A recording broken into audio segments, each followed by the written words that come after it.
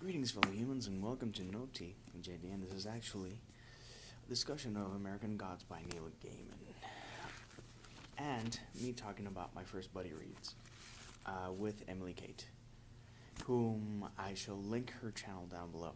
If you haven't checked her out, she is fantastic. And I'll talk more about her when I get to the buddy read part. So, let's put this here. Oh my God, that looks so fancy. Whoever thought that I planned this was wrong.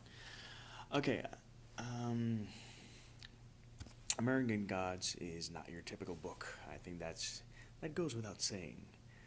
Uh, it's a type of book that gets in your mind, and it's playing around even before you finish your book. It's something that kind of burrows deep. It's a very peculiar book. It's a big name book, but it's not a Da Vinci Code. It's not something that should even belong in pop culture in that sense, because it is weird enough to merit you questioning why. It is weird and dark, and wonderfully so on both counts. It's ethereal. It's Neil. I think we've gotten to the point where it's obvious that something's gonna be dreamlike and ethereal when it comes to Master Gaiman. Uh, but most definitely, this is not a book that you should rush through. With Harry Potter and other books, it's like boom, I read it in 2 days. You really shouldn't rush this read, um, because it's a combination of different things. Yes, you have the main plot, but the main plot in itself is complicated and has different feels and different tones to it. And interspersed, you have short stories about pagan gods and how they came to the United States to pretty much survive. That said, it's a book that merits reading more than once. You will get more than what you get from one read. There's so much detail, so much randomness, so many random characters. Reading the book and then reading the book with a guide or a computer next to you so that you can look up like all the mythologies. That's actually something that I'm gonna probably do and probably look at it more in depth that way.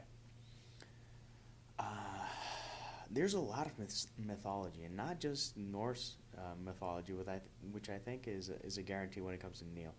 That's gonna happen at some point or another. But there's like a bunch of forgotten mythologies from Africa or pagan legends from the United States that make it into this book that are really interesting. And it gives you that perspective of what is a god, what is an idea, what gives it life, what gives a god life, and definitely a few interesting considerations in this book. As such, it's divided into four parts. They are not equal. First two parts are chunky, as in, I don't have it marked here, but if the book is, I can tell you the end. It is 588 pages. From 588 pages, 400 are between the first two parts, or 400 plus are between the first two parts. Uh, that's because you establish all the elements in the first part. The second part, it furthers the plot, but it also gives the main character a break.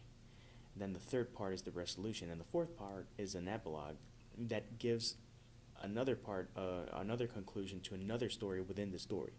There's so many stories within this story that it's a bit hard to keep up, and it's a bit nuts, but it works. Uh, Main thing that I have to say is that unlike Neverwhere, there's a strong focus on character. There's never anyone that feels rushed. In Neverwhere, you have a couple of characters that are like completely, wonderfully, detailedly fleshed out, and there's others that are like, no, I had someone that I had to put in the scene. Um, it shows where Neil was having a better time writing. That's it. You will miss out on details. I have to repeat that. So, okay, summary of the plot. I think I have it here. Uh, the looking at my notes. Shadow's a man who was imprisoned. He's gonna get out of prison so that he can get back to his life with his wife. Sounds like a great plan until his wife dies, pretty much on the day of his parole. She dies in a terrible accident, and basically you see that Shadow is a shell of a man for a long time in this book. He's lost, he has no way, and he finds himself coming into contact with a mysterious man that does need his services, and this mysterious man is known as Wednesday. Here's the detail. There's old gods living in America. When I say old gods, is that old gods from other places that stopped believing in them had to come to America to survive, which I think is a really interesting commentary on immigration, and taking account into all the things that are happening right now in regards to immigration.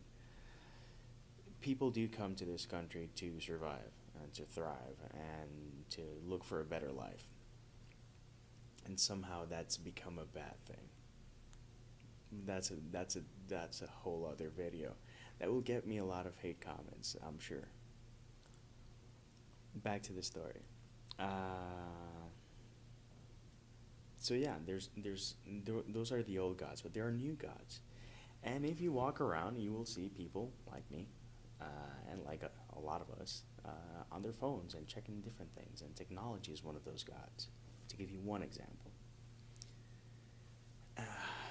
and I think that it boils down to what do we put our energy into, our belief into, our love into.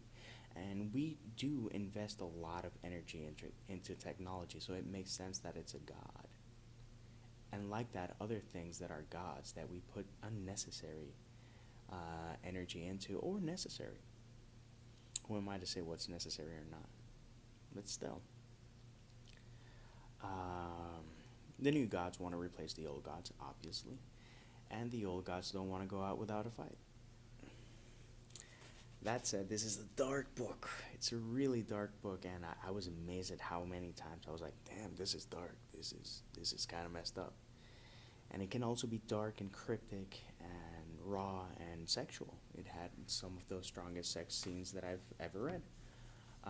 And some that can actually be challenging for people who are squeamish at things that shouldn't affect us that way. But I'll leave the book to do its bidding. What I will say is that if this isn't your first Neil Gaiman book, I don't recommend it as your first book because it is a challenging read. It is dense.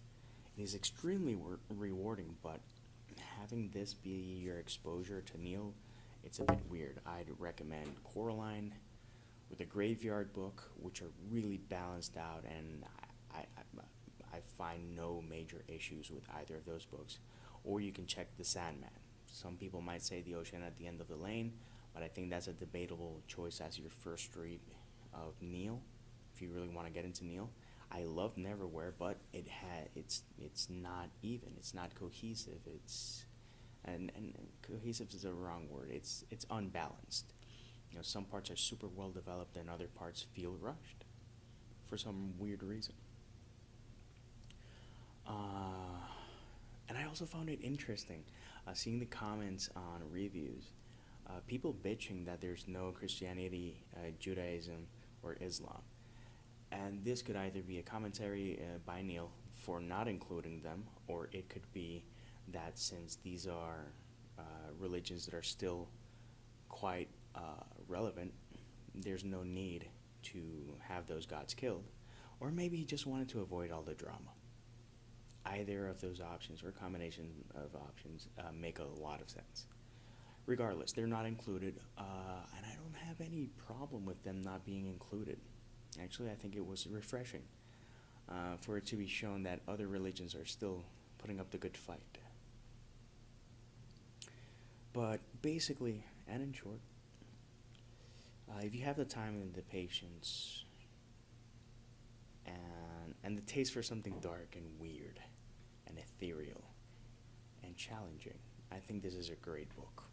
And not because I'm a huge Neil fan. I am a huge Neil fan, but that goes beyond saying.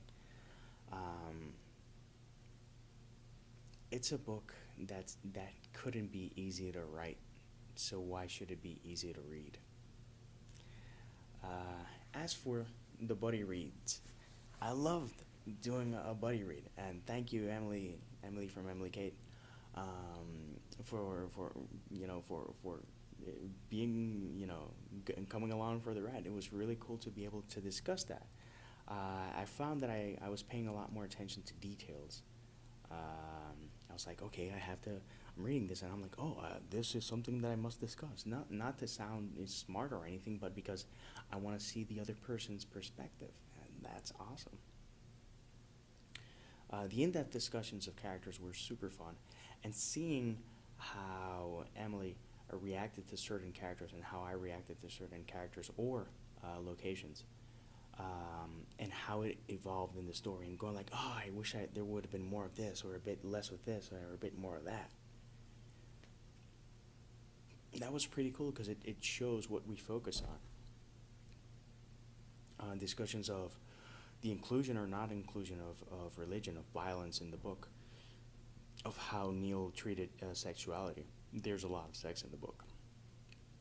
It's not a porn book or anything, but there are at least I don't know 5 scenes or 4 scenes where they're of a sexual nature, and it was fascinating. And actually the book I think opens with one, and it's like it sets a really weird tone, but still. Talking about the twist and seeing how another person reacted and how I reacted, having that discussion, I think has been one of the most rewarding experiences from BookTube, because I got to know Emily through her videos on BookTube and the discussion and seeing, and also I dove in the deep end. She's got a big channel, and you hear her analysis and you go like, wow, this is someone that I got to bring my A game. It's not someone that's gonna say, oh well, it was a good book. No, that's not what this is about.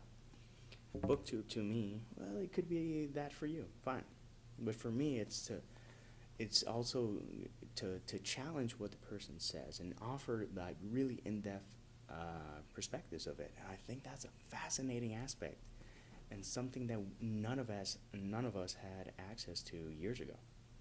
So, by all means, I am already doing my second buddy read with another great friend. I already have a third buddy read lined up, and I probably have a fourth one if I find a book. So I highly recommend doing buddy reads. And yeah, I'll leave it at that. And at me being super happy about reading this book, I will be listening to the audiobook in a couple of weeks. And the idea is to compare the audiobook to the book to the series. So I'm going to probably consume all 3. So that does let you know that I enjoyed the book and the story. So if you have any questions, by all means, use that sexy comment section below. Let me know your thoughts on the book, what you thought about it, if you thought that it sucked, if you thought that it was awesome, if you thought it was weird or confusing, anything. By all means, let's chat it up. So till next time, peace, love, and maki rolls.